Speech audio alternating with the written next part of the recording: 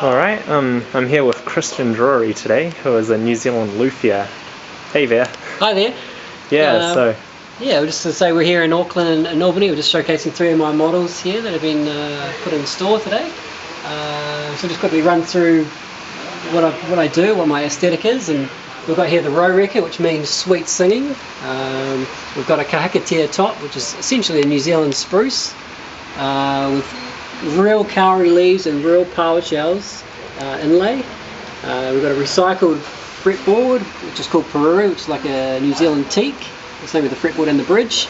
The back and sides heart rimu. Do you want to tell the viewers a bit about heart rimu? And yeah, well, these are all native New Zealand tone woods. I chose them because I have great access to them and I can control the quality a lot. And I've been building with them since I was a boy, building furniture, and so I know their tonal responses and their qualities, and they're very adaptable and very good for guitars, and they look amazing too. I mean, look at the grain on this heart rimu. This is an 800-year-old tree, so very slow growing.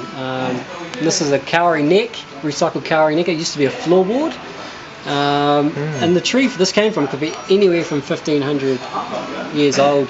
So for someone who doesn't know what heart rimu sounds like but knows more about traditional tone woods like mahogany and rosewood, how would it compare to those ones? Yeah, it's probably, I mean, it's hard to say because the woods are so different. It has its own tonal palette, if you like. I would say it's something close to mahogany. It's a softwood, so it doesn't have a brassy tone to it. It's a softer, mellower sound.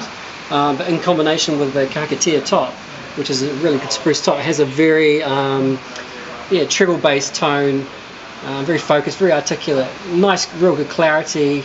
So with the different model, I've got the Koru model here, which has a kauri top. Immediately you see the difference in colour in the grain. It's a beautifully quarter-sawn wood. It has a different tone again, very more bass heavy, much more mellower sound again, and it has this one has a different rimu back and sides. We've nicknamed this Bacon Rimu because it looks like bacon, and I think it does. I think it's a very appropriate name my friend gave it. Just a striking wood. Yeah. This one's a rimu neck, a recycled rimu neck. So you were saying before about your sound holes. Do you want to talk a bit about those? This one's called the Koru, and what the Koru, this definitive design is basically based on the unfurling of a fern tree, and I think a lot of countries have a fern, and if you see it coiled up, it's in this sort of shape, and as it unfurls, it spreads out and goes into its final shape.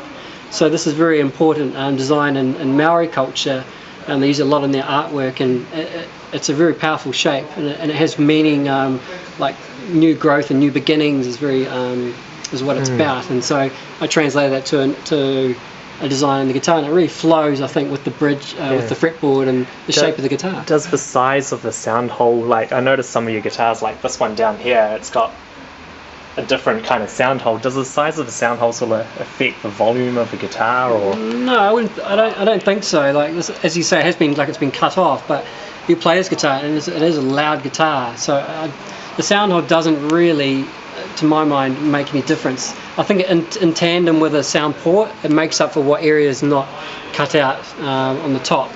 And I think it's a bit of a myth. The traditional sound hole placement, as like the Rōreka, is a very weak part of the guitar. If you think of a violin with its F holes, they're on the side of the instrument and not affecting the central part of the guitar. Because structurally and tonally, you can create so much more tone when you've got a broader area to work with. As soon as you cut a big hole in it, you weaken it, and you have to brace it accordingly. Oh, okay. So that's the reason why I shifted into this design. Called the kauri, and it's based on the kauri leaf shape again. Yep. And it has an A-frame brace, so there's two A-frame braces running through here, and it has an X brace behind the bridge, and not much else. There's a brace that runs here and here, So suddenly you open up huge amount of room in the top to produce tone, to produce sound. So Okay, yeah. that's why I've really shifted. Interesting. And it tends to be the more popular guitar. It has a bigger bass response. People seem to light up when they play it. So yeah. It's got a nice headstock as well. And you were mentioning before that you might be changing your logo. Is that right? Yeah. I might obviously branding. I mean, because I'm getting into this sort of retail sector. I think I need to think about branding, and I put my name, on the headset so you can actually see it. Do you want to show them the? Yeah, I've got a ukulele here. So that's a New Zealand power shell.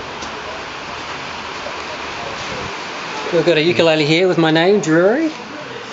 Power shell. Yep. And what's your website for people that want to? It's christiandruery.com. Yeah, and it tells you a lot of the stories about the guitars and how they came to be, and the stories about the woods, which most people don't know a lot about. And come along and check them out. And you say it only takes you 1 month to build most of your guitars. Yeah, most custom builds are about a month. Once the design's settled, it's a very quick process. It happens quite quickly.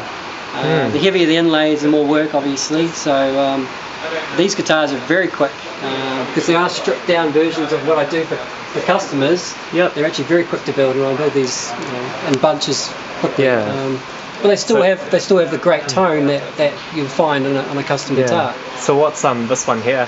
This one's a Corey this is a kahakatea top. So you can see how fine this wood is. It's very, very close to spruce, and the spruces you'll find. I think it's close to Adirondack spruce, actually. Okay.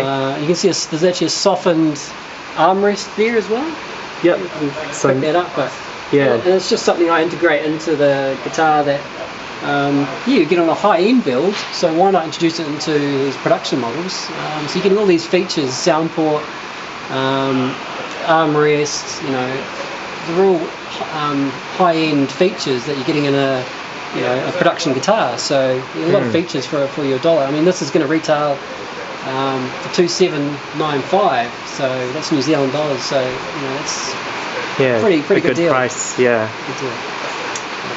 Yeah. So is there anything else you'd like to share about yourself? And not really. Just get out and try them. And how long have you been building for? I've been building for 15 years. 15 years. I started as a hobby, as it does, I think, for most people, and then slowly but surely I've just designed my own, used my own woods, and come up with this. You had a background in art. Yeah, I did sculpture and design, and it was very hard to make a living at. And so I thought I need to do something to make some money. I started doing furniture, and I did furniture design and joinery.